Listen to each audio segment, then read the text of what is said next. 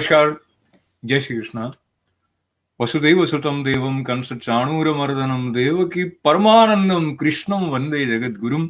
श्री कृष्ण का स्मरण करते हुए, गुरु शक्ति का आह्वान करते हुए आप सबके साथ प्रेम से श्रद्धा की इस यात्रा में प्रवेश आज हम कर रहे हैं तीसरे अध्याय के 22वें और 23वें श्लोक के साथ।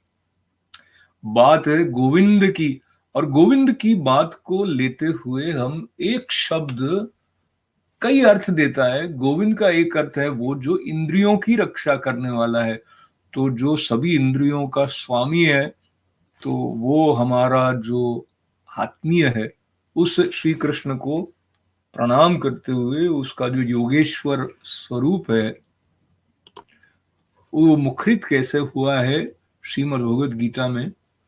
कर्मयोग के अंतर्गत तीसरे अध्याय का 22वां श्लोक है, नमे पार्थास्ति कर्तव्यम त्रिषु लोकेषु किंचन नान वाप्तम वाप्तव्यम वर्त एव च कर्मणि।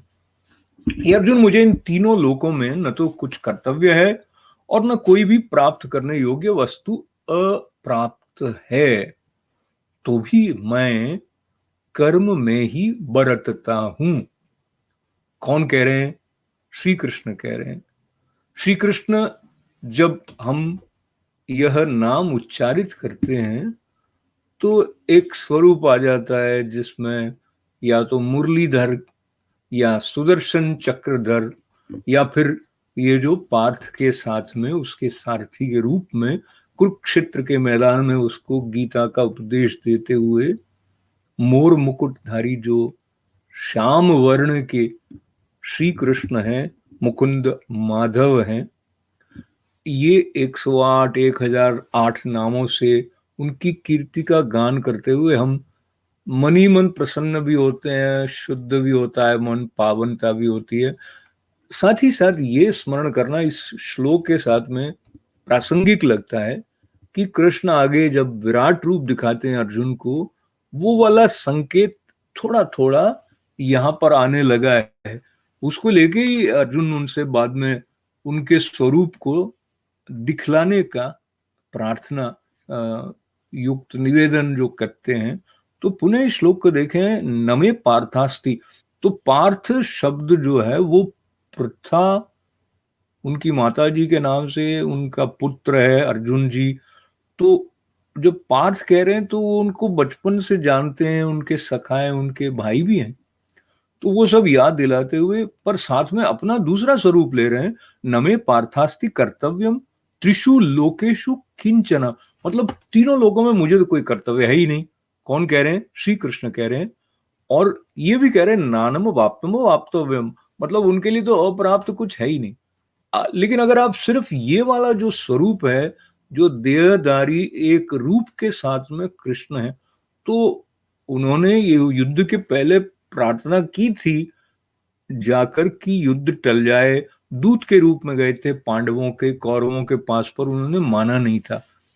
तो यदि ऐसे देखा जाए तो ऐसी कई बातें हैं जो उनको प्राप्त इस देह रूप में देखा जाए तो हुई नहीं। लेकिन अभी ये अपने विराट स्वरूप के साथ तारतम्य रखते हुए ये वचन कह रहे हैं, ऐसा हम अनुमान लगा सकते हैं कि क्योंकि वो अब गोविंद जो शब्द है उससे भी वापस जोड़कर देखते हैं तो जो इंद्रियों का स्वामी है, जो सृष्टि स्थिति लय करने वाला है, जो निग्रह अनुग्रह करने वाला है, जिसकी शक्ति के कारण सूर्य भगवान का उदय होना, अस्त होना, पृथ्वी का घूमना, ये सब तय है। ये वो शक्ति है जिसके लिए कुछ भी अप्राप्त नहीं है। तो भगवत गीता हमें सीधे सीधे जो पद्मनाभ के मुख से निसृत हुई हुई वाणी है उसके संकेत कई स्थानों पर मिलते हैं। उसमें से एक ये श्लोक भी हमें दे रहा है, नवे पार्थास्ति कर्तव्यम त्रिषु लोकेषु किंचन नानम वाप्तम वाप्तव्यम वर्त एव च कर्मणि। अच्छा, कुछ काम करने की जरूरत नहीं तो कर क्यों रहे? तो 23वें श्लोक में बताया, यदि ययम न वर्तेयम जातु कर्मण्य तंद्रितः मम वर्तमानुवर्तन्ते मनुष्याः पार्थ सर्वशः। तो कहा कि क्योंकि हे पार्थ, यदि कदाचित मैं सावधान होकर कर्मों में न बरतूं तो बड़ी हानि हो जाए, क्योंकि मनुष्य सब प्रकार से मेरे ही मार्ग का अनुसरण करते हैं। अब इसको भी हम अपनी जो आज की लॉजिकल बुद्धि है उससे देखते हैं तो हमें लगता है कहाँ कृष्ण भगवान का अनुसरण सभी लोग कर रहे हैं। अगर हम कृष्ण भगवान को एक सीमित इकाई के रूप में देखकर इसका अर्थ ले रहे होंगे तो ऐसा लगेगा, क्योंकि उस समय भी जब वो सदेह विद्यमान थे तब भी सब उनका अनुसरण नहीं कर रहे थे, वरना कौरव उनके सामने क्यों होते।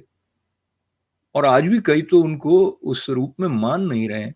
पर ये विराट बोल रहा है, ये कालातीत मेधा का प्रकटन है। इस प्रकार के संकेत श्रीमद् भगवत गीता में बार बार हमको मिलते हैं। ये 22वां 23वां श्लोक और कर्म योग के अंतर्गत अन्य कुछ श्लोकों में भी ये वाली बात आएगी, पर पुनः इसका स्मरण करें कि वो कह क्या रहे हैं कि जो श्रेष्ठ पुरुष का आचरण होता है वैसा अन्य लोग आचरण करते हैं।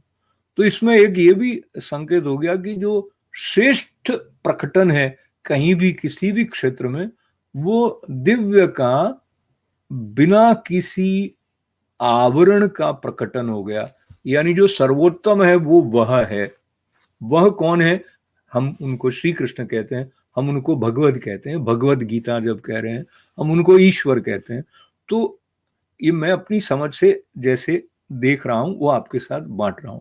तो श्रीमद् भगवद गीता में तरह तरह से प्रेरणाएं जो देती हैं उसको जब हम श्रद्धा के साथ अपनाने की दिशा में गुरु कृपा से बढ़ते हैं तो बहुत आनंद भी आता है और कई बातें स्पष्ट होती जाती हैं।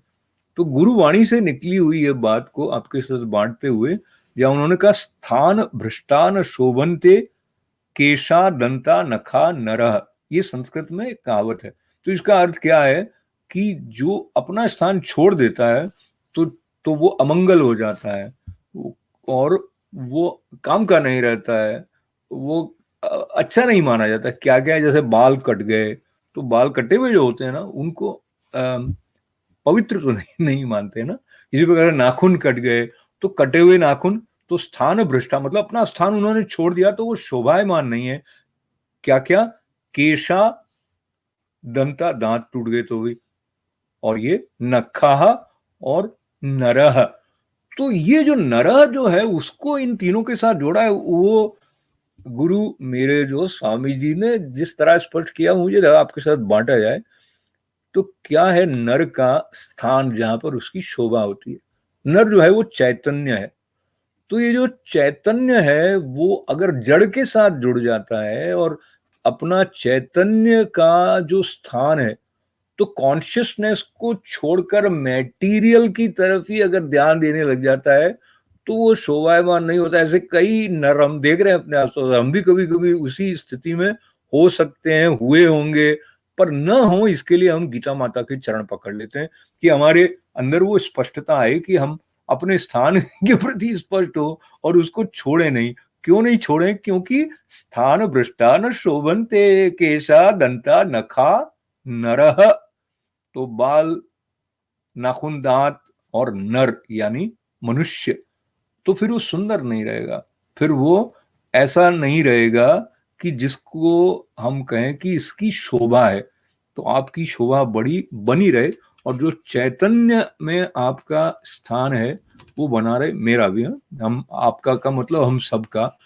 ऐसी प्रार्थना भगवान श्री कृष्ण के चरणों में करते हुए, गाइडेड बाय गोविंद क्रम से आज हमने तीसरे अध्याय के 22वें और 23वें श्लोक का आस्वादन करने का आनंद लिया। आपका साथ रहा उसके लिए आपका आभार है, धन्यवाद है। जय श्री, बोलिए ना, जय श्री कृष्णा।